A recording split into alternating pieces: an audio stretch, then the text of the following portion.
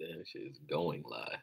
That shit was going live for a long ass time. This hotel internet must be slow as all hell, man.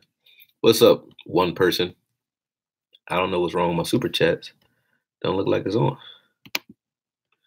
Let's see. All right, get out of here. Super chat. There you go. What's up, Obadiah? I don't know how to say your last name, man. That's a hell of a last name. What's good with you though, man? 3+ players every season, mainstays. Yes, sir. Yo. What's up? What's up, Mark? What up? Y'all joining in pretty quick. Joe Martinez, Tyrus Atkins, coaching change? Nah, man. Come on. Y'all can't call for the coach every time we lose. Yo, Marcus. What's good, man? What's good? Marcus, my guy, man. You got like email me or something, man. I'm gonna find a way to. Matter of fact, hit me up on IG at IM_AKOYE. And I'll holler at you, man. You gotta get my number or something, man. But what was I about to say? What's good? What's good? I'm just saying what's up to y'all. Brandon, Jimmy Turner, what's good? I don't see none of my patrons in here, but I bang with y'all anyway. Yo, got IG. You a smart man, man. You smarter than I thought. What's up, Twine? Oh, you got to go to sleep. I told y'all it's coming, man. But I'm in Cali right now, so it's only 6:57 over here, and I don't have no sense of jet lag or time because I'm back and forth so much, so I don't even feel it. So it's not even late for me yet. It will be soon, but soon as this energy wear off, I don't know. It'll be soon. Huh? What up, Josh? C Money, what's good? Joe Martinez, kill 'em all, proud of kill 'em all, proud of B Jones. Yeah, I like that name. That means you must be happy he made the playoffs, huh? Yeah. Byron did his thing, man.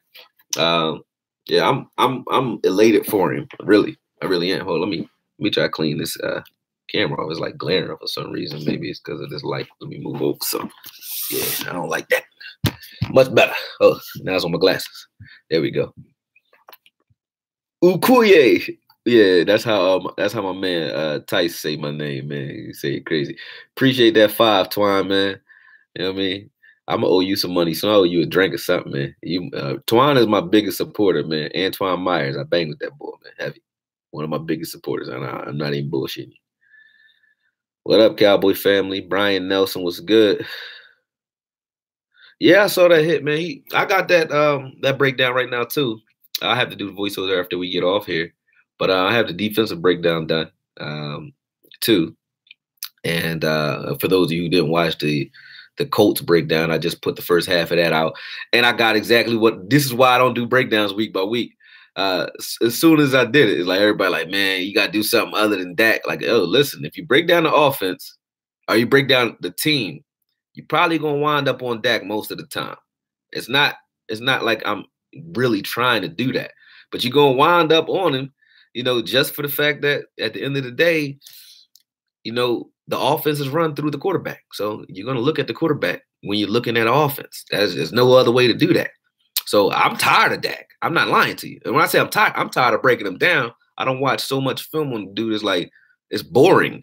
And that's why I stopped. Not the only reason, obviously, I got robbed and did some other shit. But one of the reasons I stopped doing the week by week breakdowns because it became a job. I didn't like it anymore because I don't like breaking down the same thing over and over again. I like to break down different concepts. So I went back to that. I just went behind the scenes and started breaking down the things I want to break down, and I must just start, letting them go however I feel like it. But this one, I did because the Colts anyway. I did because someone hit me up and said, they wanted to see a breakdown. And then I saw a couple of other people, I won't name no names, but I saw a couple of other guys out there doing breakdowns. And I said, yeah, I didn't like them too much. So I said, let me do a breakdown because I ain't like this breakdown. I still bang with a couple other guys that do them, but the ones that I watched, and I was watching like Brian Baldinger and all that. I don't really like the break. And I'm not even trying to sound like all pompous or none of that. I just didn't like the breakdowns, honestly. That just was what it was. But nonetheless, man, appreciate y'all being on here. All 46 of you, pleasant souls. They destroyed our D-line and O-line. They didn't, though. Nope. Dak got sacked 3 times. I didn't look at the second half sack, but I know the 2 first half sacks were Dak. It wasn't the line being destroyed. It was like he just had to get rid of the ball. He had 2 plays where he had a ridiculous amount of time. He just didn't do anything with it. Greg Starr, do you think with a QB coaching change he would get better? Maybe. If we had a QB coach that just really, focused on that had a history or a track record for um, improving quarterbacks, I think Dak would improve. Um, LV, like you gotta realize, like LV not making a Pro Bowl wasn't just about his play. Like the Pro Bowl was based on votes, so people have to like not only know you but respect you. And they usually don't send rookies in unless they do something spectacular. You know, LV is not spectacular this year, but he's pretty damn good. When I say spectacular, I mean undeniable. Like Zeke leading the league, in rushing his first year. You got to give it to him. But LVE behind, there's other linebackers in the NFC. Technically, Khalil Mack is a linebacker. You know what I mean? So there's only a few spots that you can fill. Technically, Camille. So when you have 3, 4 guys that get extra credit for the sacks and the impact that they have on games, they're really defensive ends, but they're going in as linebackers. Same thing with offensive linemen. It depends on the team and how the team's playing too. So a lot of those things play into it. I'm not mad that he got snubbed because I don't look at it like a snub. I think that he played well this year, and I'm happy he played well. I think he is an inherent Pro Bowler. If we're crying that he didn't make it to the Pro Bowl in his first year, imagine how many he's going to make. If he stays healthy. So I'm cool. Yeah, Zeke went as a reserve, but Alvin Kamara, I'm not here to like complain for anybody else's team, but how does Kamara not make a Pro Bowl? That's ridiculous. That's what's ridiculous right there. How did Kamara not make it? That was crazy.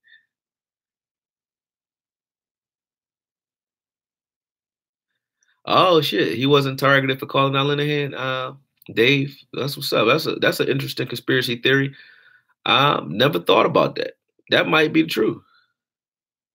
Yeah, my nose healed up. I'm healing up pretty good, Steve Mack. I'm always gonna have this little beauty mark here, probably, but whatever. He who laughs last laughs hardest. I tell you that. What do you think of Scott Linehan? Emmett Smith asks. Um, I don't think much or little of them or a lot of them. I think Scott Linehan's a coordinator. I think he knows how to call plays in certain situations. It works, certain situations it doesn't. But I take all these things with a grain of salt because put it to you this way, I can tell my kids to do a million things the right way, and I can know exactly how I want it done and be right on the money with what I'm asking. But if they can't perform or they can't do it, it ain't their fault. You know what I mean? So as far as well, it is their fault. But what I say is like, what is he gonna do? I've seen Linehan look great. That's what I mean, and I seen him look like shit. Now you don't want me to start talking about Linehan. Put it that way, because if I do, all roads lead one place. Because when I start talking about Linehan or I start talking about Dez, these are not things or those aren't people or things that just sit in obscurity. They're not in a vacuum. Linehan started getting criticized right around the time that got here. So did Dez. So I don't want to say that because that creates the same conversation again and again. I've said it, but that's just the truth. I don't like the play calls that we had in the goal in the red zone. I don't like the throwing of the football for the last couple weeks. Even while we were winning, I said this for the last couple weeks. But people have their own conspiracy theories. They try to go off on a tangent and come up with different reasons or rhymes and reasons for why things aren't a certain way. And the real reason they aren't that way with the Cowboys is really just a culmination of things. Like we have, and I don't think we're like doom and gloom at all, but it's just a combination of poor execution, and our quarterback is definitely behind the curve when it comes to certain things. Like when it comes to anticipating throws, he had 3 throws that would have changed the whole game in the first half. I didn't break down the second half because it wasn't fair to break down the second half because we were already down, and it kind of hog tied us. We didn't really, his hands were tied. I didn't think Dak would do much in the second half because there was nothing else to do but throw the ball. But calling a bunch of comeback routes and stop routes is horrible. But again, there's a combination of things. If I say Linehan's bad for calling a bunch of stop routes, but then I take you back earlier in the season where they said, hey, Linehan allowed Dak to come pick out some of his favorite plays and put them in the playbook. Maybe stop routes were those plays. You see what I'm saying? Or in practice, they might watch Dak and his efficiency with certain plays or his inability in certain plays, and they say, don't call that shit. Why? Because he might not execute it in practice very well. So I don't like to just jump in. That's why I don't jump in and kill Linehan. Certain things, when I can see it, when I say, hey, that's you, then I call it. But it's hard to tell which is which. So during the game, like I said, in the red zone, not running the football for the last 6 weeks, we don't run football a lot in the red zone. I mean, that's ridiculous. Zeke is hard to stop. And when we are in the red zone and we run, we load up and get big. We go big. Instead of spreading guys out and letting Zeke run against smaller guys or run against DBs, they always try to go big on big. And I never understood that. Like we did that very well Zeke's first year, and we still are bullies in the sense. Like we're the only team that I see consistently run against 8-man fronts like it's no tomorrow. And we don't audible out of it or nothing. It's just like, okay, it's 3 guys over there. There's a free man. We see the free man. Nobody's going to get him. We just trust Zeke will jump over him or run him over or do something, So we see a lot of that. So for me, I don't like how we use our formations. Now, if I was going to criticize Linehan for something he's in charge of that I know he's in charge of is the formations. We could have easily exposed what the Colts were trying to do against us with Beasley. Easily. I said it in the breakdown. Easy. Darius Leonard. My name is Darius. So I like Darius Leonard. So I'm not hating on him. But Darius Leonard cannot fuck with Beasley in open field. And when you see him doing it, and they were saying it, the commentator was saying, like, he's a lot better than we thought at cover. No, he's not. When you throw a ball late, you get time to recover. That's what happens. And the ball was thrown late to Beasley, or not at all. So yeah, it's really not a joke. Andrew DeCap. My name really is Darius. Andrew, why you laughing? Hold on, let me see. But fingers can't be pointed in one direction. Yeah, it's a team effort. You're right. Kill 'em all. You're right.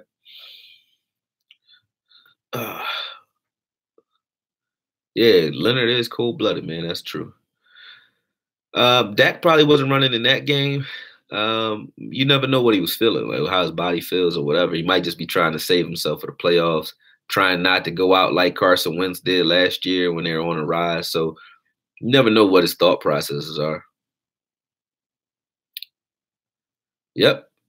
I said that, Joshua. I did that in the breakdown. It was leaking. Dak had the same stats as Luck. Kenneth Lott, like me and you, you my man. I bang with you, bro. But I'm gonna get you, man. Stop coming on here with that. Stop it. I'm gonna get you, man. Cause listen, if the opposing quarterback has bum stats and Dak has bum stats, that's not a plus for Dak. Why do I care if the opposing? That's like me saying, I lost, and they'd be like, well, the Redskins lost too. So the fuck what? I don't want to lose. So I don't want my quarterback to have a bum game just because the other quarterback had a bum game. The point is, we should have a good game, and they should have a bum game. Andrew Luck played pedestrian. He did. But who cares? That's our job, to shut him down. We did shut him down, too. They didn't even beat us. That's why I say the Colts did not beat us. And I'm not even saying that like as a Dallas Cowboy apologist or none of that. They didn't beat us because the reason Marlon Mack ran 27 times for 139 yards and 2 touchdowns is because they had the ball in a lead. The reason teams that we're beating when we're leading a half or when we're leading period don't get 100 yards rushing on us is not because our defense can just stop you cold turkey, which it can at times. our front four is great. No, it's because we play with a lead. Teams with leads run the ball. Teams who playing from a deficit do not run the ball. That is it. That's the reason Zeke didn't kill it in the second half. That's the reason Dak played like crap in the second half. Why? They knew he had to pass the ball. Zeke wasn't running all that much, but Zeke ran very well in the first half. Very well. Time of possession does equal wins, and our defense was on the field too long. The Colts' run game did not beat us, bro. It didn't beat us. We beat us. The Colts' run game would have been put in check, Kenny, had we scored on the first drive. Had we scored on the second drive, we'd have been 10-7. If we would have scored on the third drive, all three of the first drives, all three of our drives, we ended in the red zone. All three of them with no points. All right. So when you do that and you put your defense right back on the field with an offensive coordinator who's now thinking, hey, number one, Frank Reich knows the Eagles, knows the Cowboys because of the Eagles. His linebacker coach, Uber, whatever his name is, used to work for us. He used to be our linebacker coach. So with that said, they know the Cowboys very well. They look a lot like the Eagles of last year, which is what I said, because of their head coach and their coordinator, who was also their coordinator. Now, with that said, when we don't score, they have momentum, and they have a coordinator who knows they need to put their foot on our throats because we like to play with a lead. So that first half, the first half for us is very telling. If we don't score well in the first half, that's probably ball game, man. We got to score, and we got to score fast. Now, we've been getting away with some because we haven't been scoring, but we've been stopping teams cold turkey. But some teams, eventually, defenses get tired. People miss tackles, man. Eventually, somebody's going to score on you. 23 points is not a lot of points. And those 23 points, those 2 touchdowns by Marlon Mack were on long drives, and one was on a short field, the other one was a long drive. One was a short field because of a field goal block. Like, you can't plan for those types of things. Now, I'm not making excuses at all, but what I'm saying is I don't think that this is some, rocket science where we're in trouble and we should be scared. And nah, man. This is one loss I'm not really mad about, other than the fact that I lost $1,000. I'm not mad about much. We had to play with a lead, right? Orlando Rodriguez, AKOYE, one question: why do we continue to back to the zone schemes? We get killed in the style of play. We play better with man-to-man. I wouldn't say so. We've been a cover 3 team all year. So, I mean, we do mix some man in there, but since Chris Richard got here, we've been primarily a cover 3 team, which is zone primarily. So yeah, I never thought that would change. And we didn't play bad. Andrew Luck was held in check. So was T.Y. Hilton. Now that's what people don't pay attention to. Ebron was in check. T.Y. Hilton was in check. And the one person who never balls, Marlon Mack, got off on us because, we weren't playing ourselves. We weren't playing like ourselves. Yeah. You accept donations, Dave? Me too, man. We couldn't make good tackles in space. Nah, man. John S. Nope. I disagree with y'all, man. They did run on us. Yes. They did get yardage on us. Yes. But it was situational football that beat us, not the run game. They didn't run the ball down our throats. We had time of possession. I think it was like 19-7 or so, 19 minutes to like 7 minutes or some shit like that. Excuse my French, but it was something like that. We had a ridiculous amount of clock in the first half. So yeah, for me, it had nothing to do with them running the ball down our throats. It had nothing to do with that. Now they did in the second half because they were up, so they slowed everything down. Andrew Luck was milking the hell out of the clock, and they took all the air out of the ball. They played our style football against us and beat us with it. That was crazy. That was crazy. Yeah, first half we should have had 17. It should have been 17-7, 17-10. It wouldn't even been 10 because had it not been for the blocked field goal, it wouldn't have been a score on that drive. Their last drive, I think they scored a field goal. Vinatieri kicked a field goal. But on their last drive, they had momentum. They stopped us. They were on a 16-yard line or something like that. They stopped us. And after they stop us, they drive down the field on penalties, and they got a key penalty in there. Anthony Brown's holding call on 3rd and 10 was not a penalty. He was standing where he was standing when the ball was snapped. Really, he took like a half a step back, and the guy ran into him, pushed off for leverage. Brown is like kind of in the hug position, but he's not like grabbing him. He's just there. If you run into my frame and then run away from me, and you lose momentum doing it, that's not holding. Holding is if I come to you, and we're within 5 yards. But holding is if I come to you and I interfere with you or grab you, and he didn't do that. Yeah, I love Law Nation too, kid. That's what's up. All little mistakes killed us. Blockfield. Yep. Yeah, I'm in a hotel. I'm in California right now. Yep. I'm in a hotel. Why? Y'all think I'm hiding out? Nah, man. I'm just chilling.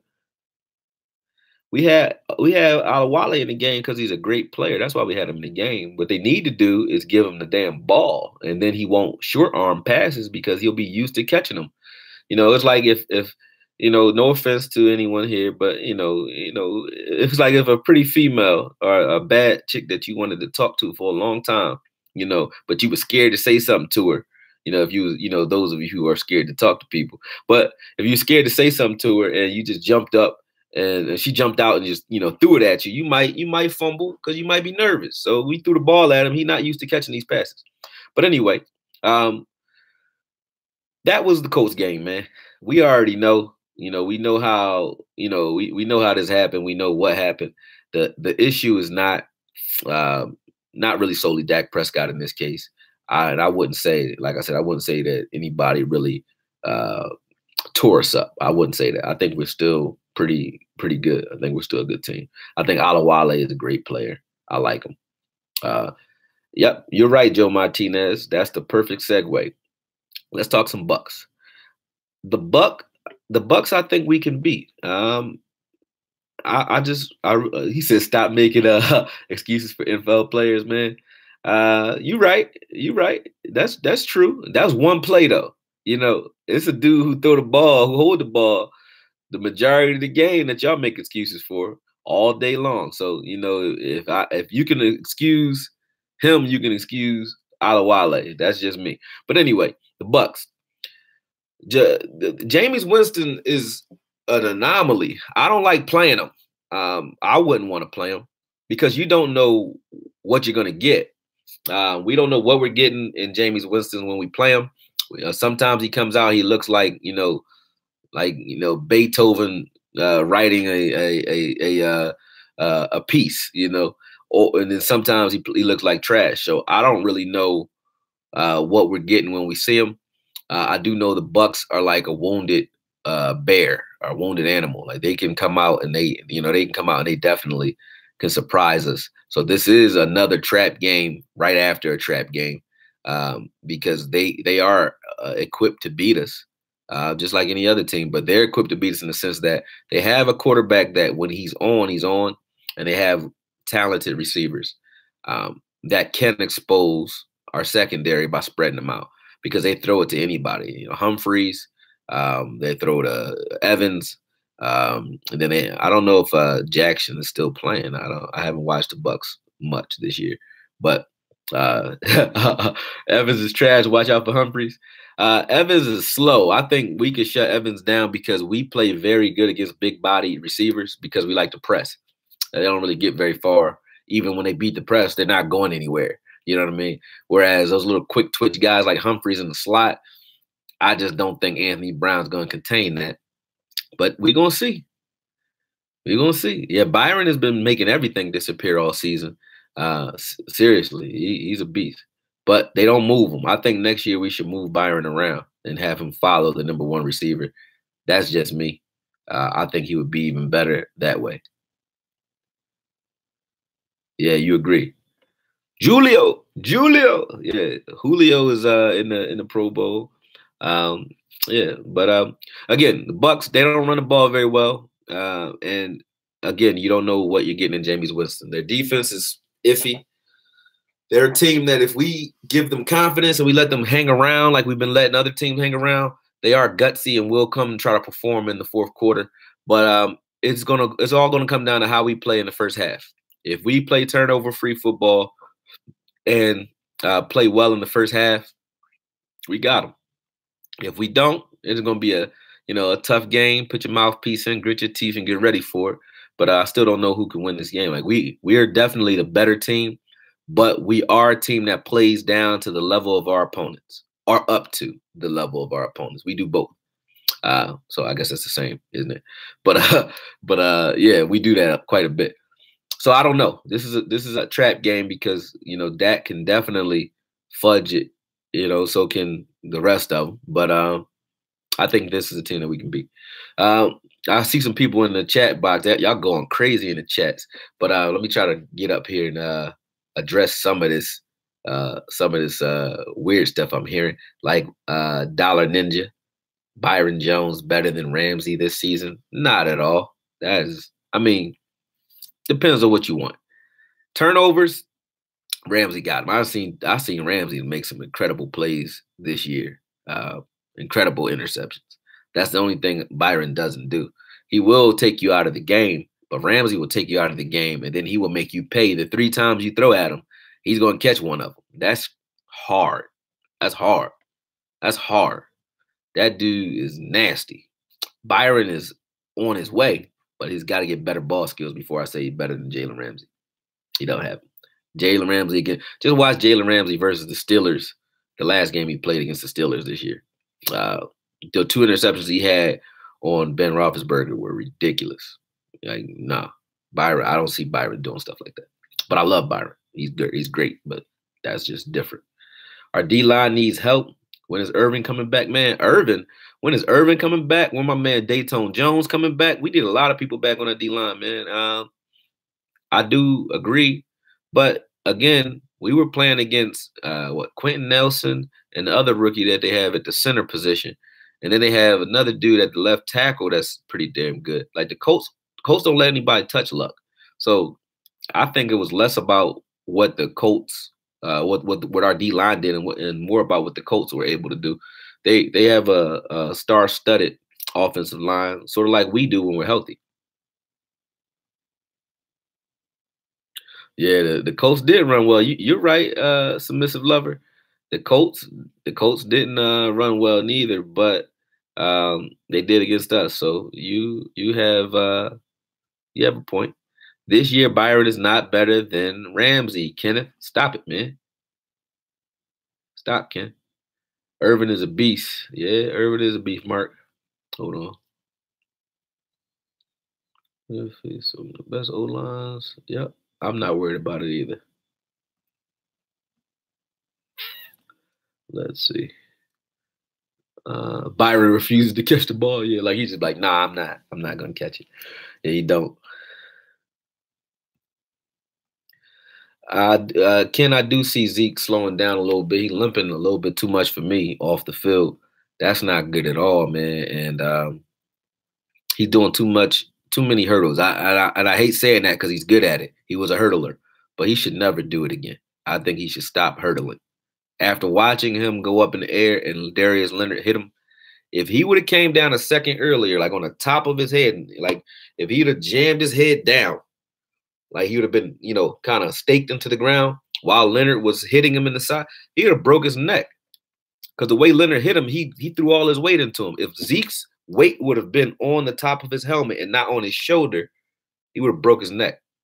He would have broke his neck. And I don't want to see him do like my uncle. Not that he's great. He was in the USFL. Dennis Coit played for the Washington Federals. But he always told us when we was young, don't ever leave your feet in football. Don't leave your feet.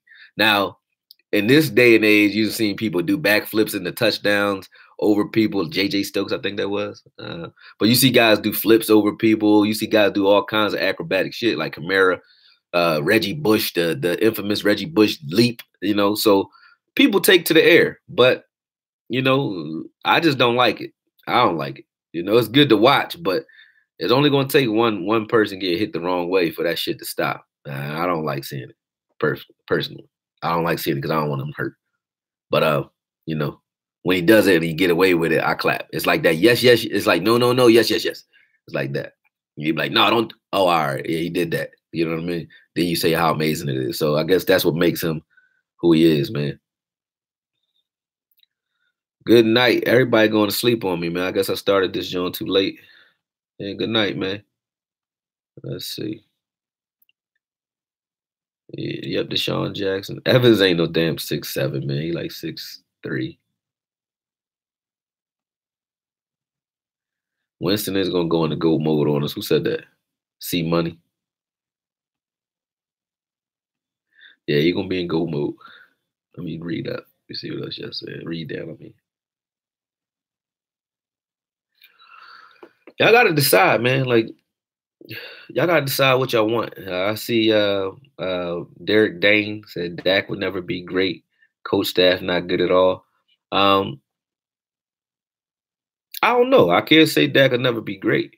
I can say he's not great. That was my only contention with any of the content I ever made about him. Was like he's not the world beater that his rookie season said he was.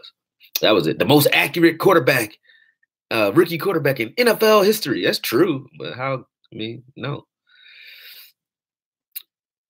It feels like Dak is the OC. What's up, Adrian? How you, man? I don't think Dak is the OC, man. You know, I don't think he even feels like he's the OC. I think the OC is just trash, and Dak is like, he's just out there trying to learn on the fly without much help. I do see that.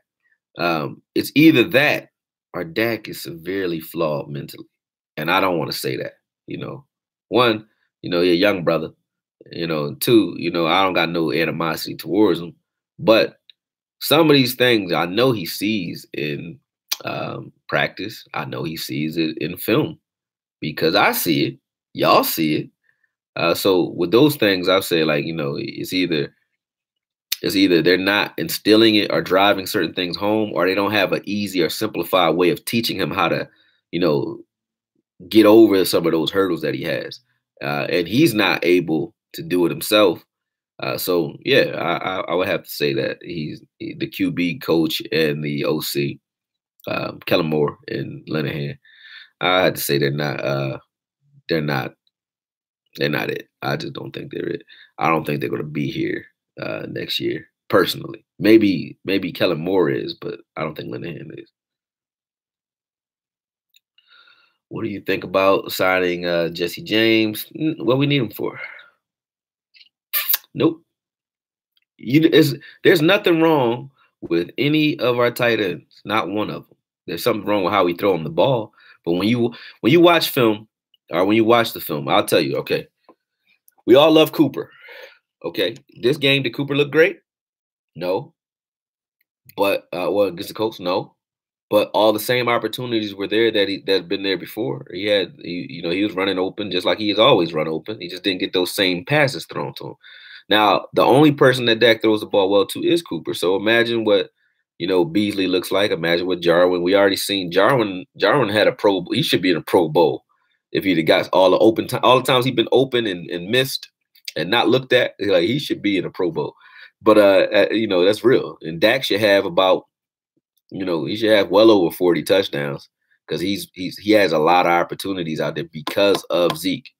Because of Zeke, there's a lot of opportunities there for him. Now, just imagine this: we are an 8-6 team, 8-6 team, with Dak playing like this all year. He's been playing so.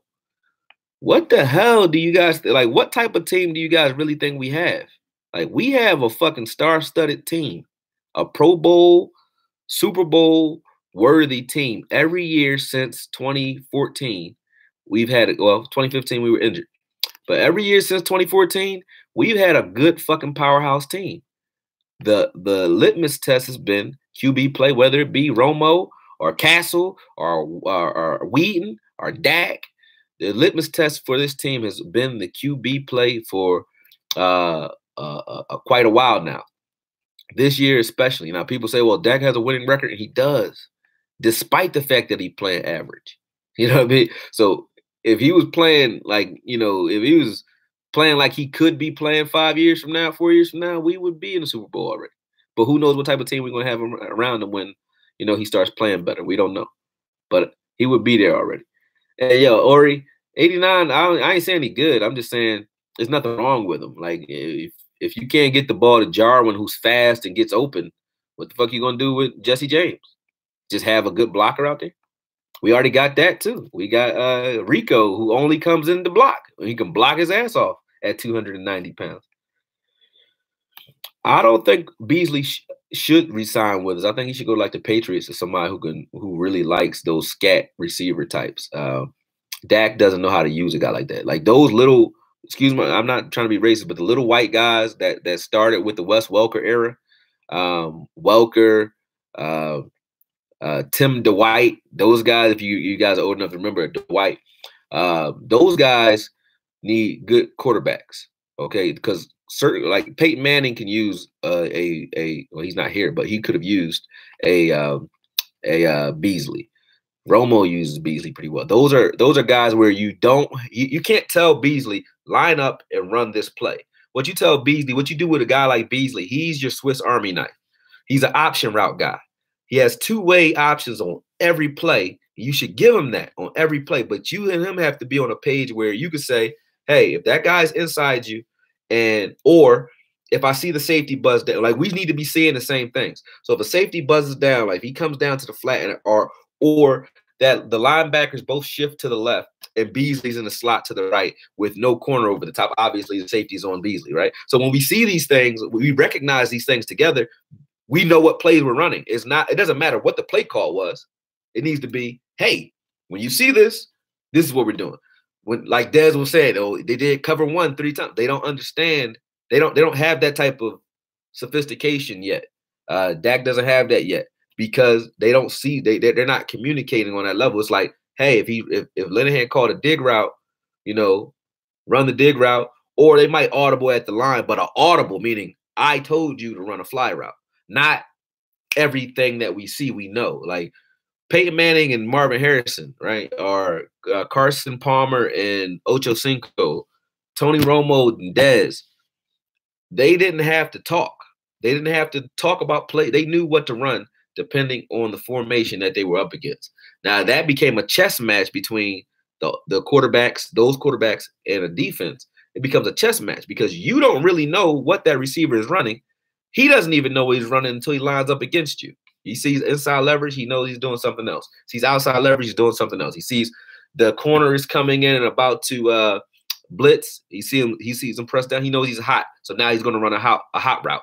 Those are all different. That is not something that you call before the play. That's something that you practice in practice, where it's like, look, when you see this is what I want you to do. When you see that, that's what I want you to do. And then you get so many of those things built up in your muscle memory or your play memory that the game becomes adjustable. There's no way to stop you because there isn't everything you do. There's an answer until you meet somebody that has the ability to play in multiple positions or to take away your key plays. And then they'll let you get the other stuff. You know what I mean? So Beasley is not average. Beasley is an above. He's one of the better slot receivers in the league. He is. He just needs a quarterback that can find him. There's no linebackers that can stick Beasley in and out. And corners can't jam him, so they can't stick him either. Sorry about that. But, yeah, you don't have chemistry with Amari. That's how good Amari Cooper really is. I'm not lying. He throws the same way he throws to everybody else. It's just that nobody else can run underneath those passes. Amari's fast as fuck, and he's always wide open. So when Amari Cooper jukes you out of your shoes, like when you watch the Redskins game and they said, oh, Dak played great. Listen, and I'm not hating. I'm just saying real shit. I'm tired of having to say that, man. Y'all know I ain't hating. I ain't saying that shit no more. But listen, when Cooper was on the outside and he was against Dunbar, I think, he jukes Dunbar out of his shoes on a slant route and then cuts in and catches the ball in stride and runs for a touchdown. That's just a slant pattern. Dak throws slants all day.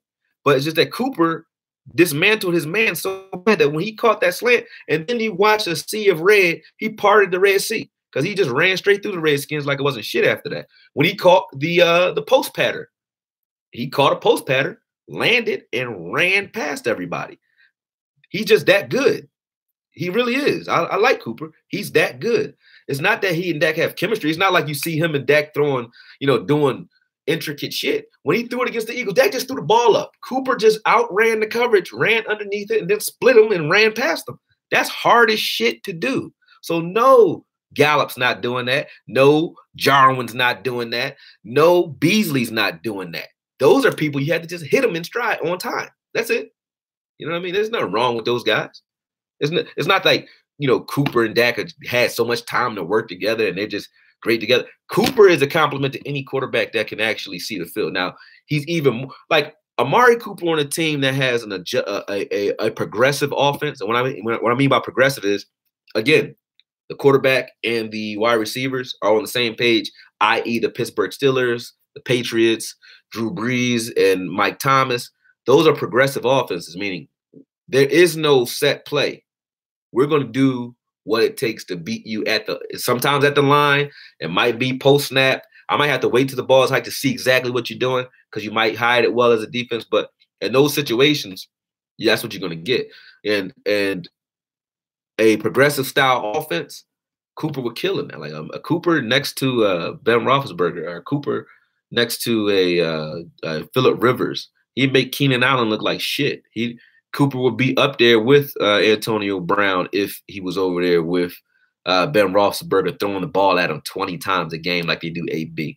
Like Cooper puts up 200 yards with Dak throwing the ball 40 times, 20 times. It doesn't matter. He puts up 200 yards, right?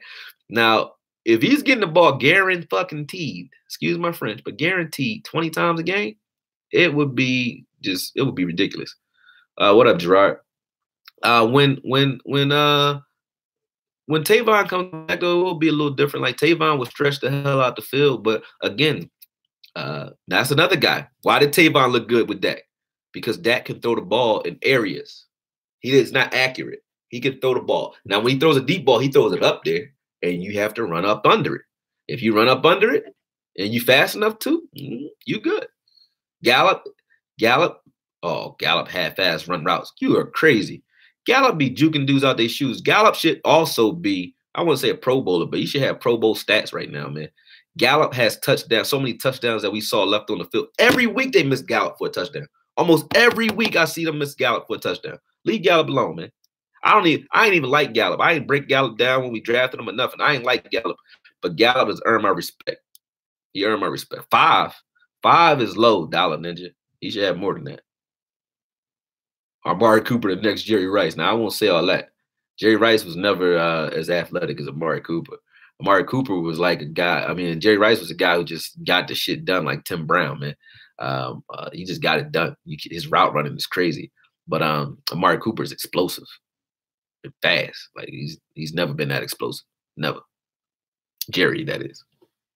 Jerry's still here. He looked like shit running right now. He looked like he never played football. Like he looked like a guy that you see at Trader Joe's or something. You know, he don't look like a wide receiver at all.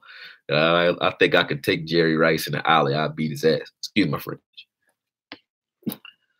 Look at the film on Gallup. I have looked at it, Adrian. Thanks for the super chat too. And I think you had another one. I didn't ignore it. I just was running my mouth. It's hard to get in rhythm when the O-line changes. That's an excuse for Dak right there. The line has changed, but that game, he got sacked 3 times, right? But he wasn't running for his life in that game. He's run for his life in some games that I would give you credit for, but no, he was holding the ball a little too long. And I think it wasn't a bad thing. I'm not saying he held the ball too long like he's stupid or something like that. He got spoiled. I showed you in the breakdown.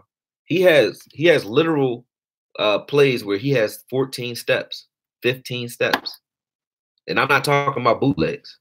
15, 16 steps to throw the ball. Like, that's hard as shit. That's hard to do. Like, most teams can't give you that much time.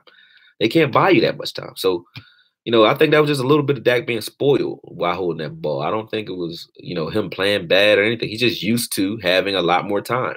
And you're not always going to have that. So you have to adjust, you know, as the game adjusts. Yeah, Beasley will ball with the Patriots. Yeah, Beasley should have had a career year. This is how disrespectful the Colts were.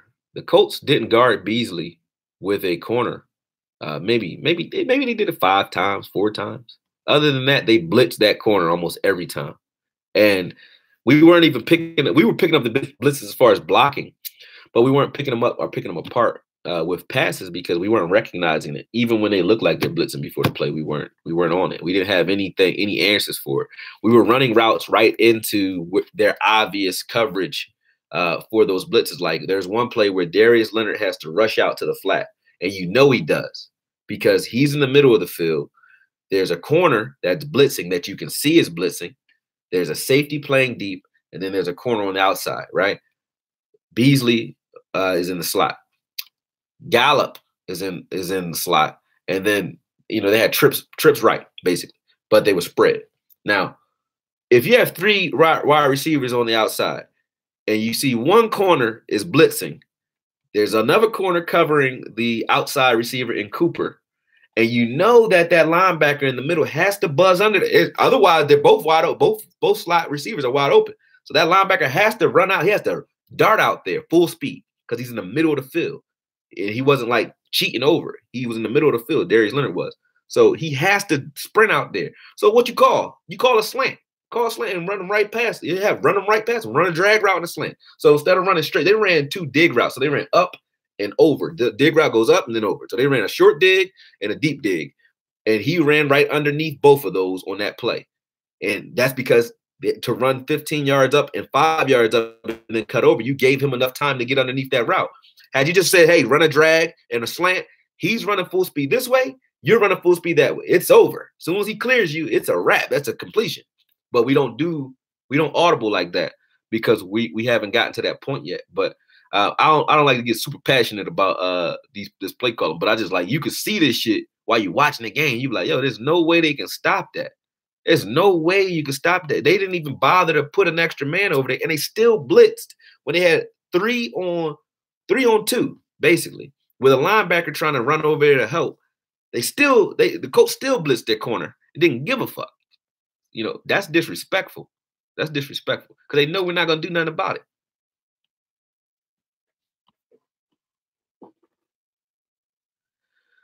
Lovie Smith, OC. Yeah, D-Law got that Pro Bowl, man. D-Law, Tyron Smith, Zeke, who else? Martin and Byron. Yep. Byron, I'm proud of Byron making a Pro Bowl because you don't even understand what that means to me, just for the fact that like we all spoke on how we thought Byron could play. Well, I always thought he could play corner.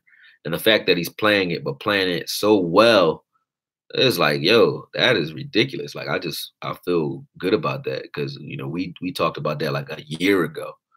I would pay D-Law whatever he wants. D-Law is an animal. I call him the Terminator. You're like a tank. You just can't.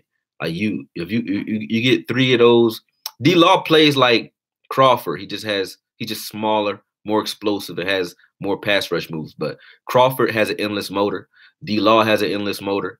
And then you got guys that have more moves than him, but they don't play. They have more talent or natural ability. They just don't play with that same motor, though. Randy Gregory has talent. He's more talented than D-Law any day of the week, but he don't got that relentlessness to him yet. And he doesn't have as many moves as Law. Law has a lot of moves. Then you got guys like Collins, Irving. Those guys are good, but they're not like D-Law. D-Law got a motor, man. I love that motor. Jalen Smith is a mainstay. Now, that's one guy I would like to see in the Pro Bowl. But I think you at least give him comeback player of the year, even though he played last year. He should get comeback player of the year. For me, I got shit else to say about Jalen negative. I don't care if he's stinking up for the next 2 years. I'm not saying nothing. I'm not. Why? To come back from that type of injury and play the way he played this year, that's superhuman. Superhuman. Jalen Smith don't show up sometimes. You might be right, Dollar Ninja. He don't show up sometimes, but he's young. He's young right now. He just running around and hitting. He's not analyzing games. He's not. Imagine when Jalen has the mind of a Sean Lee with the athleticism that he has. He's not analyzing games right now. He's just running and hitting. You know what I'm saying? That's it. He's just running and hitting. He's not really understanding what's going on yet. Neither is Van Der Esch. Van Der Esch is just doing what they're asking him to do. in a simplified defense. But we're not. This isn't even an intricate defense yet because we have so many young players. You had to make it simple. That's what Chris Richard was here to do. He made it. He has a track record for playing with young secondaries and making it simple. He did that with the Legion of Boom, and he's doing it now. He makes it so that you don't have to really figure out what you need to do on any particular play. It's all there lined up for you. All you got to do is just do it. No, Linehan wasn't using our talent right. He wasn't using it right at all. I don't think. Yeah, I did discuss the red zone problem. I did earlier. Darius Leonard didn't make a Pro Bowl. That's sickening. He should have made it too. But again, if you're arguing about a rookie, this is one thing that's always been true, unless there was an injury, career ending. But if you're arguing about a rookie not making a Pro Bowl, chances are he's going to be a Pro Bowler the rest of his career. Usually, that's the way it goes. Unless, like I said, unless they get an injury or they, fall off the wagon somehow. But when you make that type of argument, you already know there's no need to argue because they're going to make it. Scott Linehan, aka Dipshit. I like that, Andrew D. Kyle. That was clever. But at the end of the day, man, yeah, Linehan is Linehan, man.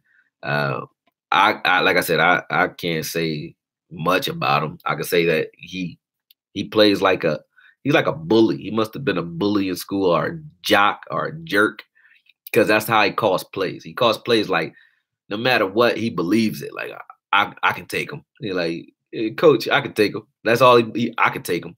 You know what I mean? He doesn't try to create mismatches and be like, look, we're gonna get this guy over here. We're gonna pick on this week. He don't do that. He just like, look, we're gonna run the like Denzel and Remember the Titans. We got 3 plays. Yeah, we run them and we keep running them. Like they run left, then they run fucking dive right, dive left. That's it. They don't do shit. They got 3 plays and they keep running them. You know what I mean? But yeah, that's just crazy. He is exactly like the Denzel and Remember the Titans, man. I think he's going. I don't think he's on. I mean, it depends. If we win in the playoffs, he's not going nowhere. Neither one of them are. If he does it, if we're one and done again, there will be a lot of changes this year. I don't give a fuck we make the playoffs or not. If we're one and done in the playoffs again, there will be a lot of changes. Trust me. Get this cat out of here. I don't know who you're talking about. Maybe you're talking about me, Gerard. Oh, you talking about Linehan. I see. You said new head coach up there. I see it. I didn't know what you meant. I thought you wanted me out of here. I'm like, all you got to do is hit, the X on that browser there, and I'll be right off of here, man. No, Scott Linehan will definitely be here next year, man. There's no joke about it. Like, if we win in the playoffs, they not getting rid of Scott Linehan. You're crazy. It's not going to happen. I think Tavon in the slot is great in the playoffs. I would save him. I would save Dayton Jones, Tavon, Irving. We don't need them to get to the playoffs, obviously. Bring them back in the playoffs, though. Especially if we get, we're not going to get a bye, but, we're going to be in that wild card week, obviously. But if we would have had a bye, that would have been great. Bring those guys back in full force. Linehan not going nowhere, man. It's not happening. Stop it. Should we look for a punt returner? Why? We got Tavon Austin. Extensions, Dak, Cooper, Tank, and Byron. Yep, those are the guys who are going to get money this year. You're right about that, Kenneth. Let's see. What else you guys are talking about? Yeah, let's get off the Scott Linehan, John, man. It's just not going to happen. But Mr. JT, yeah, Jalen Smith and Wolf should have made a Pro Bowl, but again, they're young guys, man. They're young guys. They don't, they're not going to make it every year. And it's also a popularity contest with the Pro Bowl. So they're young, so they're not as known. They're not like, to give you an example, again, look at how many followers, let's just say a guy who's been in the league 7 years, who was on America's team, like Des Bryant has on Twitter, like 3 million, something like that. Look at how many LV has. He's on the same team and he's balling, but he only got like 200,000. But that's because he's young. He doesn't have the same fan base yet. But as time goes by, he will make Pro Bowls. Like, I'm not worried about that. He'll make Pro Bowls. I wouldn't worry about that.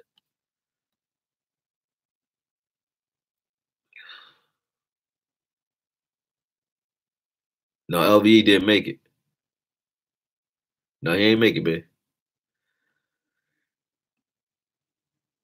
Just cut David Irving for what? You gonna get like I like David Irving. You know why? David Irving is a fuck up. You know why I like a fuck up in David Irving? I like Pac-Man for the same reason. Um, you get him cheap. I like Dak now because you're gonna get him cheap. See what I'm saying? So I don't got a problem with David Irving because as long as he fuck up, he can't buck up and ask for no more money. He got to play with us because he might go to another team that don't know how to use his ass and he'll never get a check then. You know what I mean? So he gonna play for us for a while. We're gonna keep signing him to 1 year, 2 year deals until he grows up and then he gets one made. He's a guy that should have had three major contracts that'll probably only get one in his career. One. He could have did two or three, but he'll get one. He's not disappointing to me though. He has a high ankle sprain. People don't come back fast from those. Would I bring back Allen Hurns? If I was Allen Hurns, I wouldn't bring back Allen Hurns. If I was Allen Hurns, I would get the fuck out of here because you're not going to get the ball. That's what I would do. I mean, David Irving, 7 sacks last year. Yeah. He's a 10 sack, 14 sack guy, though. He can do that. He can play everywhere.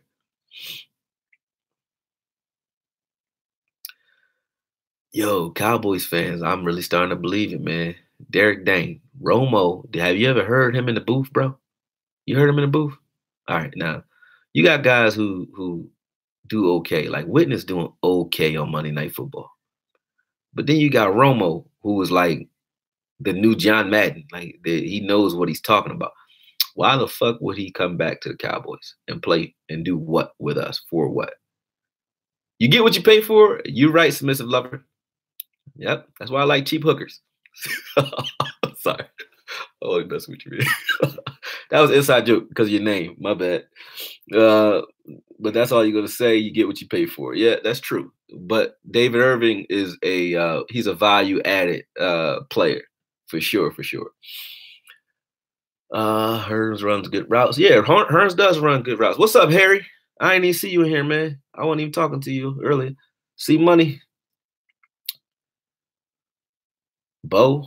Bo went to the Seahawks? Didn't know. Nope. I like Bo though. That's the right place for him. They'll use him the right way.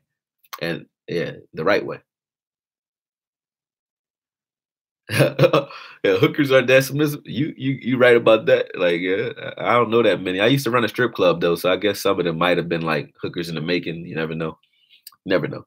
Watch your daughters, man. Father your child. Because they might be on a pole one day. You won't like it. Anyway, this ain't about that. We need to use them the right way. Who we talking about here? J Money, who you talking about? I didn't see your first you said hell no, we need to use them the right way. I don't know what you're saying. Dak is a warrior. He's a warrior, so what? Win. I just like the fact that he wins. Yeah, I used to run a strip club here in Philly called Set It Off Go Go Bar. Well, not here in Philly. I ain't in Philly, but in Philly called Set It Off Go Go Bar. And Jackie's King of Seafood. I ran a couple bars for a while. I'm good at it. That's what I'm known for in Philly, actually. Just bad. I got bad reputation. I got a good bad reputation. People call me for bachelor parties. My friends call me when they need strippers. For real. That's not what's up. Stop it.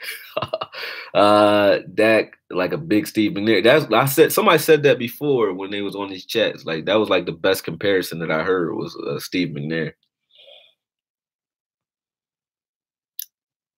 Yeah, I always eat crow, Derek. I got no problem eating crow, man. Crow is like main course, man. I got no problem with it. So if Tony Romo come back here and coach this team, or play for this team, or does anything for this team, I will gladly apologize because I'll be happy that he here. But I doubt it's ever gonna happen. Free invite for your 18th birthday. Oh, you about to be 18? Oh, that's what's up, man. You get the free party. Yeah, we used to do that too. Go pull a guy to the side, like, yo, I want to give you a free party. Here's some invitations. Invite all your friends so they can drink this liquor and give us money. What made me like Dallas? That's a great. Nobody ever asked me that. Damn. Um, I don't remember when I started liking Dallas. Honestly, I know. All right. I do. I do remember when I think about it. I'm from Texas, so I'm from Fort Hood, but I didn't care about football at that time. I was 4 when I left, so I can't say it's because of that. But when I moved here, moved to Philly, my uncle who played for the Washington Federals was a diehard Cowboy fan, and my cousin DJ is a diehard Cowboy fan. So, excuse me, kind of got grandfathered into that. Yep, I was born in Killeen. How you know that?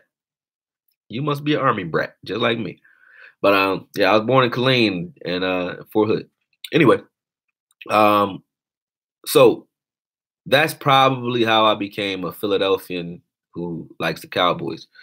And then I used to want to be a running back when I was young. When I was real little, I used to play running back. And Emmitt Smith was my guy. And our birthday is on the same day. I found out his birthday was on May 15th too. So him and Ray Lewis' birthdays on May 15th. You know what I mean?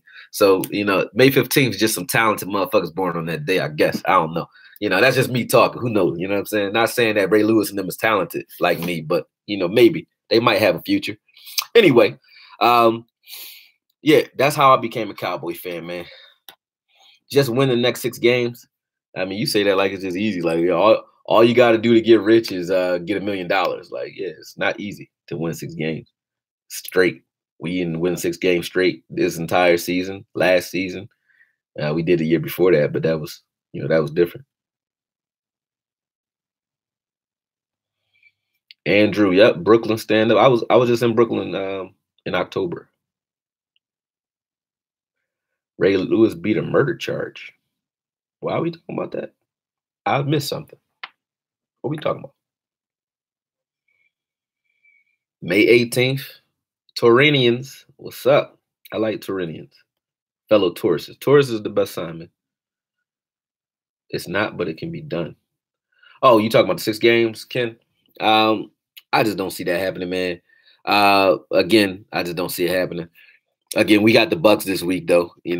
I'm going to bet on the game. I'm going to look at the Bucks film, and then I'm going to decide what I want to do as far as betting on the game. And I'll let you guys know on Saturday how that shakes out. But what I will say is this: if we go into this game, the good thing about us losing to the Colts, if we go into this game with a killer instinct, I don't think the Bucks can beat us. It might be a close game. I might not beat the spread, but I think we beat the Bucks. I really do. So, for me, let's beat the Bucks. Let's put the Giants out of their misery, and get into and back into the playoffs with an attitude and ball out. That's what I want us to do. That's how I feel this year. I feel like we are primed to beat anybody in the NFC this year. After beating the Saints, we can beat anybody. We can beat anybody. The Eagles just beat the Rams. I never thought the Rams. I thought we were better than the Rams last year when we lost to them with Dez, right? Because those of you thought Dez was trash, but I think we were better than we were better. Hit up Voodoo Alpha. I don't know who's Voodoo Alpha, but hey, we were better than them last year. And the Rams aren't scary to me because they have a crossing offense. Everything is crossing. All they do is misdirections going horizontally. A lot of that. They're good, but I think we could beat them. I think we could beat them. So for me, and then hopefully another team knocks them out before we even get to them, and we don't have to even have that conversation. But maybe we're that team that has to knock them out. Who knows? So depending on how we match up and where we rank at the end of the year, I think we're going to still finish 4th. And if we finish 4th, I think us and Chicago can beat anybody. I actually want Chicago to beat one of those teams so we can beat the other and we can play Chicago. That's the team I want to play in the playoffs. Why? Or in the divisional the divisional round. I mean the conference championship, because their offense is lacking. I think we can expose that offense. Xbox or PlayStation? I play Xbox. I can play PlayStation too. Like these hands right here when it comes to video games, man, I don't play games because I feel like life, for me, life is GTA, Grand Theft Auto. I used to play games like Grand Theft Auto, Madden, and so on. I was like, damn, what do I like about these games? I like watching things progress. So I used to play those games, and then I realized, like, damn, what would happen if I took the same energy and just put it in myself and start just doing the shit in real life that I want to do, whatever I want to do. So I started doing it, but I can still play the shit out of video games to this day. Like I can play like Madden. I ain't no joke. That D ain't no joke. That's true. Bears D and our D ain't no joke. Yeah, that's why. Yeah, exactly. Their offense is not threatening. I think we can take their offense.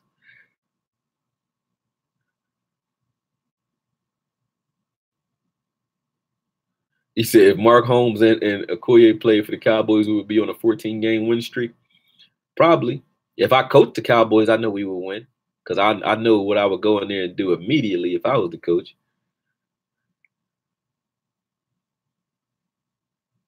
I don't get it either, Mark, but I'll listen to it because I wouldn't mind being on a 14-game winning streak. So see money, whatever.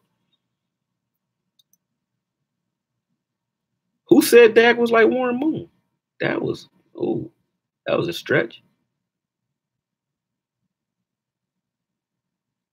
Hmm. Anyway, we about to wrap this up soon. I'm reading up some of y'all comments just to see if I missed anything glaring that might take us to a different level of conversation. And if not, then we just go ahead and bounce out of here because I mean, I don't got nothing to do. I'm hanging out by myself until tomorrow morning. I don't really got much to do. So I'll hang with you guys. I'm going to do some breakdowns when I'm done, though, because it's quiet time. So I'm going to spend these next 4 or 5 hours breaking down the defense from the Colts game and putting that out for you guys, too. Remember to go out to see the second part of the Colts game, offensive breakdown. Go out to Patreon. I do put videos out there sometimes. Now I'm going to be doing it a lot more. I do charge $1 for them because the Patreon, that's the lowest thing they allow you to charge. But put them out there in that way because I feel like it protects it more and it gives me the ability to put out intros, intros that I can't put out on YouTube because they block them. I get blocked worldwide every time I put out, and I love my intros. That's one thing I like doing is coming up with a concept for a video and doing an intro for it. I can't even do it because I don't know if YouTube's gonna strike my video. So it just makes it so that you don't want to do 3 hours of research and putting together film just to realize that the piece that you were looking for can't be used because YouTube is gonna block you. So nothing against YouTube. Don't hurt me. I don't want none of that law trouble. I don't want none of that Mark Holmes trouble. I don't want none of that Big Game James trouble. I love all y'all brothers. I don't want none of that. That's why I use Patreon, man. I do that some. So if you guys want to watch the full length versions of videos, they'll be on Patreon. If you want to watch intros, they'll be on Patreon. If you guys want to help me with my content, I do live breakdowns out there sometimes. So if you want to help me with content or suggest things like that, that's the place to do it. And I do give my patrons in the chat room like Harry, Antoine Myers, Adrian Lindsay, Janika, April Stanton. I give all those guys and gals. It's more than that. Sorry, but and Obadiah. I know you just now signed on too. I did. You didn't see it? It's on there. You just have to go and look. The video is there. You have to go to posts and go to post and submit it. Maybe I need to put the directions somewhere, and we'll get that done. Eddie, my bad, Eddie. You said you ain't forget about what you said. Oh no, I ain't worried about that. I see that you signed on the Patreon, bro. I'm cool with that. I mean, I appreciate it, but I ain't worried about that, man. Get me when you get me. That's all good. All right, you want to talk some boxing, Ken? What's up? What you want to know? What you want to talk? Do a video on how that we still on the Earl Thomas conversation at this late stage in the year. Earl Thomas will help this defense, but the way X Woods has been playing, especially over the 6-game stretch, I think he's playing well enough. He's playing well enough. I don't think we need Earl Thomas anymore. I like the way X Woods is playing. My email address, you guys can use AKOYE2001. So I'm gonna put it in the chat box. If you want to email me, you can at Gmail.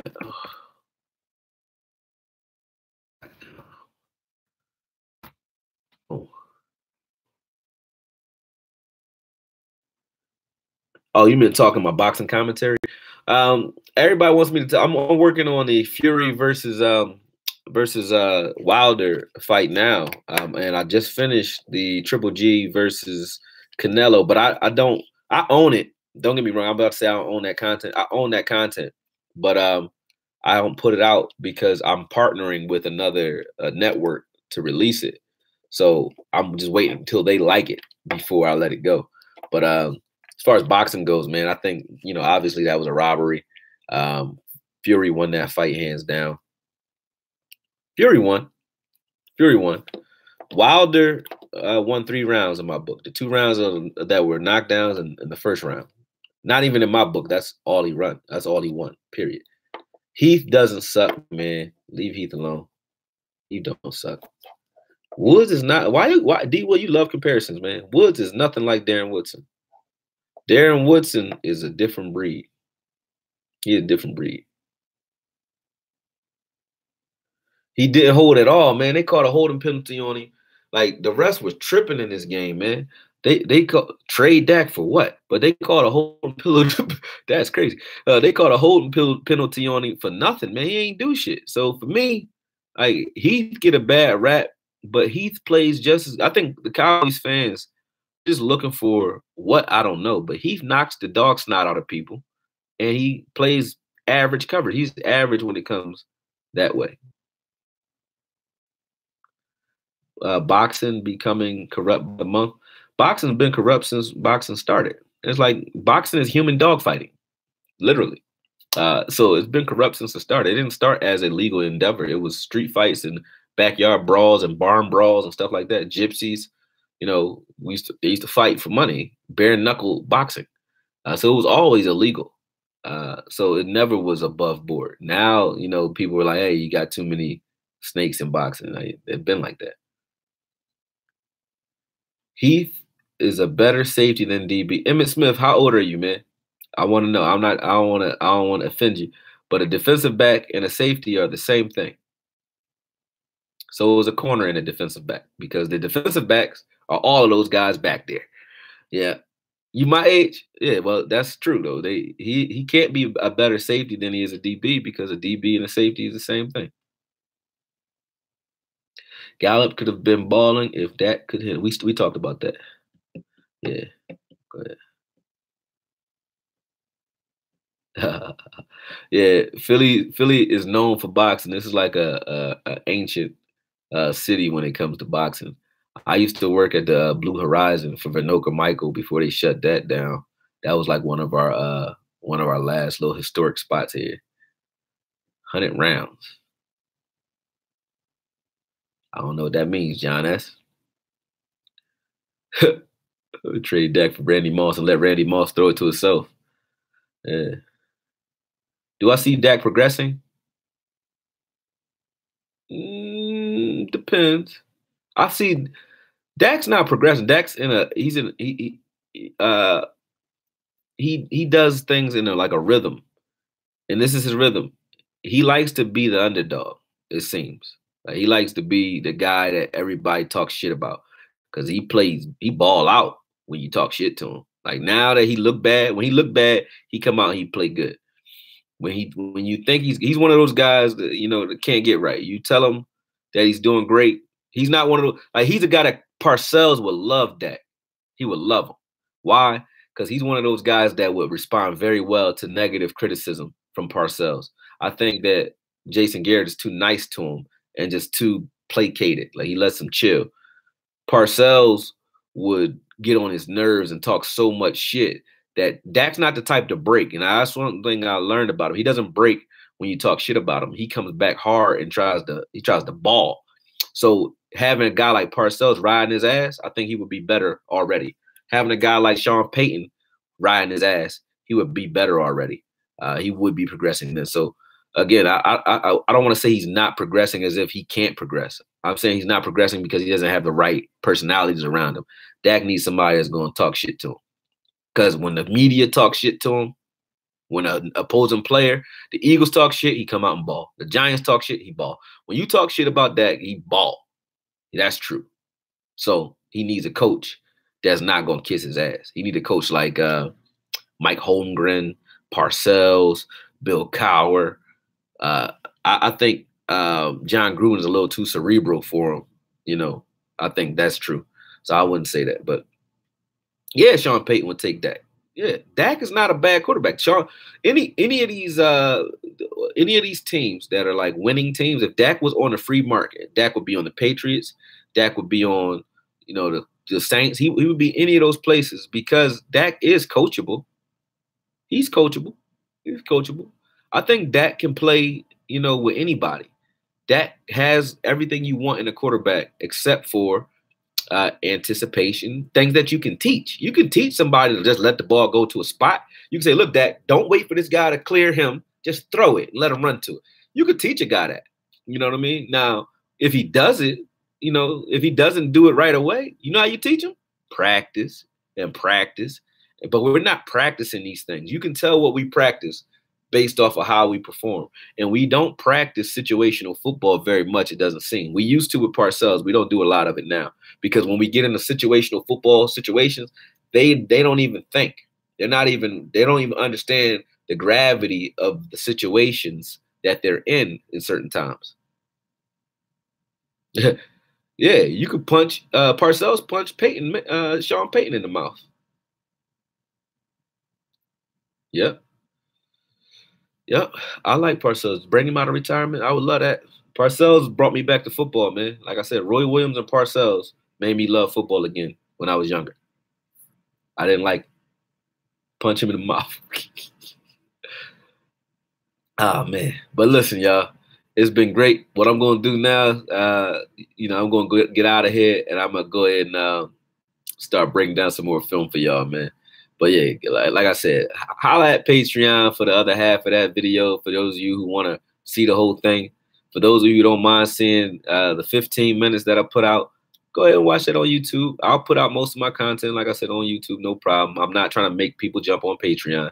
It's just that I have a way I like to do content. And if you like it that way, go on Patreon and watch it. If you don't, you can, holla at it on YouTube too. I'm not going to take that away from you guys. Take care, Serge. I bang with y'all. You know what I'm saying? But I'm out. I'll holla at y'all. Thanks for the blessings too, Drew. Peace.